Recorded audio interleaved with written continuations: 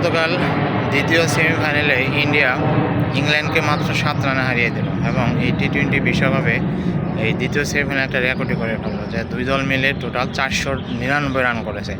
ভাবা যায় কথাটা?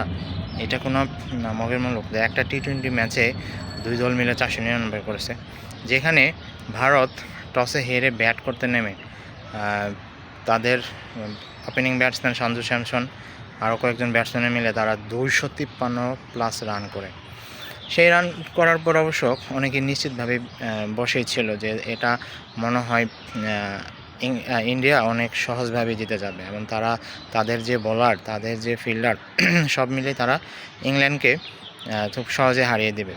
কিন্তু খেয়াল করে তো ইংল্যান্ড কিন্তু শুরুটা তেমন ভালো করতে পারেনি, এবং তেমন ভালো শুরুও করতে পারেনি। নিয়মিত বিরতিতে উইকেট ফালিয়ে ফেলেছে, কিন্তু তাদের এক ব্যাটসম্যান সেঞ্চুরি করেছে এবং সেই সেঞ্চুরি সময় তারা তো প্রায় জয়ের কাছাকাছি চলে গেছিলো। মাত্র 7 রান করে হেরে গেছে, 7 রানে হেরে গেছে।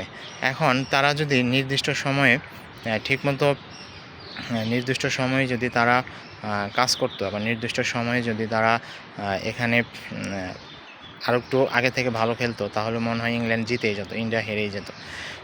কারণ লাস্ট 19 ওভার 18 ওভার 3 বলে তাদের রান ছিল প্রায় 222, আর 9 বলে মাত্র রান লাগে তাদের 32-এর মতো রান লাগতো।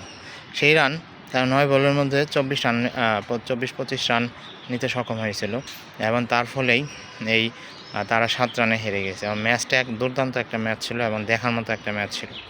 আপনারা যারা যারা দেখছেন, আশা করি এই দ্বিতীয় সেমিফাইনাল খেলাটা দেখে অনেক বেশি মজা পেয়েছেন এবং অনেক বেশি আনন্দিত হয়েছেন।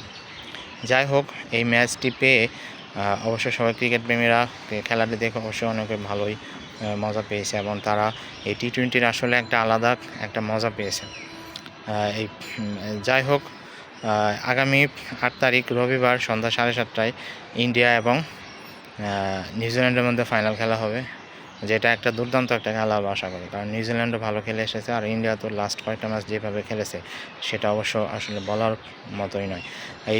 এই খেলা দেখে অবশ্য মনে করি যে আপনারা অনেক ভালো মতো মজা পাবেন এবং একটা টি-20-র একটা আদর্শ খেলা দেখতে পাবেন। কারণ ইন্ডিয়ার দলে যেমন মার্কেটিং ব্যাটসম্যান বোলার রয়েছে, তেমনি নিউজিল্যান্ড দলেও মার্কেটিং ব্যাটসম্যান বোলার রয়েছে। ফিন অ্যালেন তো 33 বলে সেঞ্চুরি করে ফেলেছিল প্রথম সেমিফাইনালে। যাই হোক, আমরা সবাই আশা করে বসে আছি যে এই টি-20-র ফাইনাল খেলাটা একটা জমজমাট খেলা হবে এবং সত্যিকারের ক্রিকেটের একটা জয় হবে, যেখানে যে দল সবচেয়ে বেশি ভালো খেলবে, 3 বিভাগে ভালো খেলবে, তারাই এইবারে টি-20 বিশ্বকাপে চ্যাম্পিয়ন হবে। আপনার মতে কী মনে হয়, নিউজিল্যান্ড কি চ্যাম্পিয়ন হতে পারে নাকি ইন্ডিয়া চ্যাম্পিয়ন হবে? সেটা আপনারা কমেন্ট বক্সে লিখে জানিয়ে দিতে পারেন।